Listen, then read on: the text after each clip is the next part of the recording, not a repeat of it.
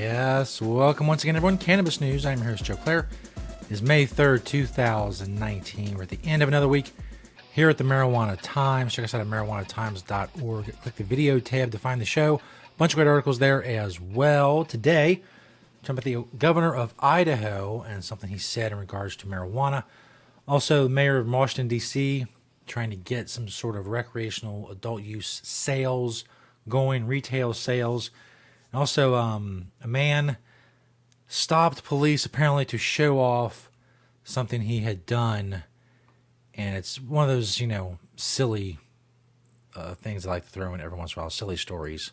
It is Friday, people are on their way home from work. They got home from work. They don't want a bunch of doom and gloom or policy talk or whatever. It's just a fun little story of a silly man who did something silly. I did a horrible job describing that and previewing that, but that's fine.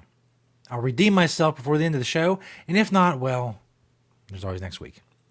Before I get to all that, Cannabis News is brought to you by NatureSide, nature-side.com, and their organic, all-natural pesticides. Make sure you're growing safe and poison-free, you're being regulatory compliant, and not using banned pesticides in the state that you are growing in. You can accomplish all these things with NatureSide, a proud sponsor of Cannabis News, nature-side.com. Go check them out.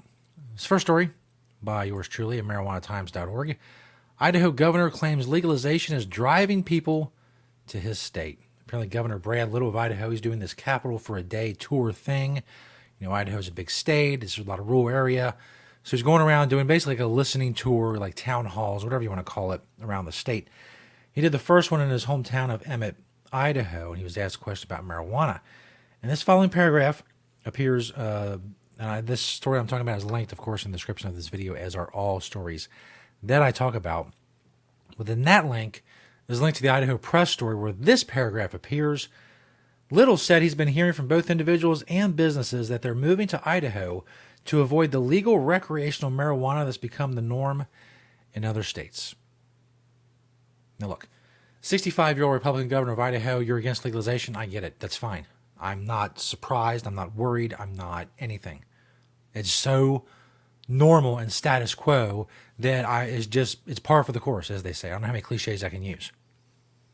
But the notion that people are uprooting their families and their businesses from Colorado and Oregon and Washington and California and Nevada and maybe even Utah for medical marijuana, they're going to Idaho. They're uprooting their entire lives because of legalization of recreational marijuana, and they're moving to Idaho because Idaho lacks legalization of recreational marijuana.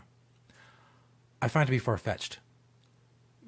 Maybe he heard one person say something offhand about, the illegal weed, I had to get out of there or something, but the notion that people are uprooting their entire lives to move to a different state simply to get away from legal marijuana, that is ludicrous to me.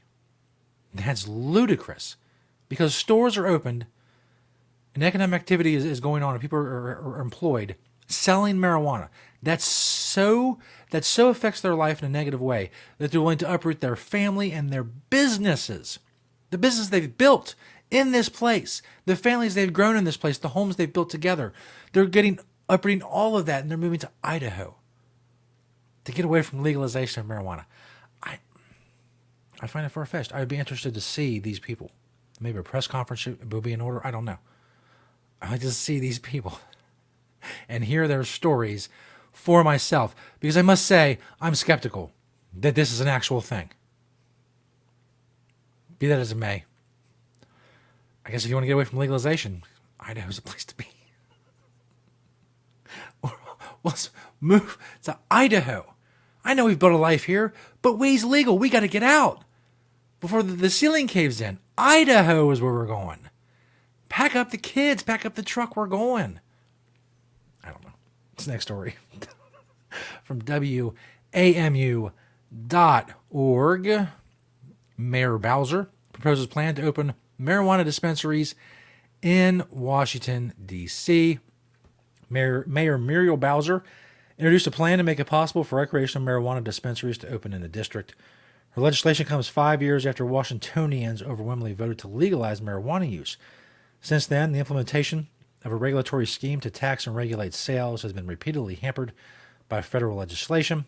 That restriction remains in place, and it's not clear exactly how or if the mayor will be able to sway congressional Republicans, which, as I pointed out before, whatever you feel about representative government, the notion that people in Congress who don't live in Washington, D.C. and weren't voted on by people in Washington, D.C., dictating to Washington, D.C. what they're going to do, and they have no way of altering that, that seems odd. I mean, I know it happens on a grander scale. People from other states vote on legislation that affects these states.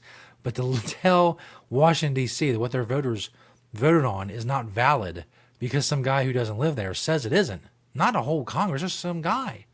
Just a guy who doesn't feel like doing this. He doesn't want them to have, the ability to do this, or a couple guys. That's nuts. It's nuts to me. We cannot wait for Congress to act and fix the untenable position of the district, Bowser said on Wednesday, as she unveiled the Safe Cannabis Sales Act of 2019 at a new medical marijuana dispensary in Anacostia, and encouraged the D.C. Council to hold hearings on her bill. The federal government has been a constant thorn in the side of the city when it comes to weed, among other issues. Republicans added an amendment every year to must-pass legislation that prevents D.C. from spending any of its funds to tax and regulate marijuana. By the way, what is that? What do they think they're stopping with that? They think because people can legally grow it and legally possess it and legally gift it, that somehow stopping the sales is really just going to cripple the whole marijuana industry. I don't know. Are they thwarting marijuana? I don't think they are. They're really just making it easier for illegal dealers to grow it and then sell it to people. And the people who they sell it to are allowed to possess it. So as I've said before, the only illegal part is like the few seconds of the transaction. Everything else is covered. It's not a lot of exposure for something that's supposed to be illegal. In any case, Delegate Eleanor Holmes Norton says she's confident she can nix the amendment with Democrats in control of the House, but the current bill does not lapse until later this year. The new legislation, under the new legislation, oversight and licensing of marijuana businesses would fall to the Alcoholic Beverage Regulation Administration, which would be renamed the Alcohol Beverage and Cannabis Administration. The minimum age to purchase would be 21 years old. The bill would allow the city's 8 medical marijuana cultivation centers to include the recreational market in their operations and require that at least 60% of licensed employees and owners of each new license are D.C. residents. Cannabis products will be taxed at 17%, with 100% of sales and tax revenues going towards housing programs after the first 3 months of implementation. Home deliveries will be allowed through online purchase under the bill. Would crack down on the current gifting economy in which businesses sell clothing, stickers, and something else while giving the gift of a marijuana product. We talked about that before as well. Home growing will remain legal under the bill also. So we'll see what happens there in D.C. Hopefully good things. Now, a silly little story to end the week. Let's just get right to it. Body camera video shows man waving down deputies to show off his pot plant.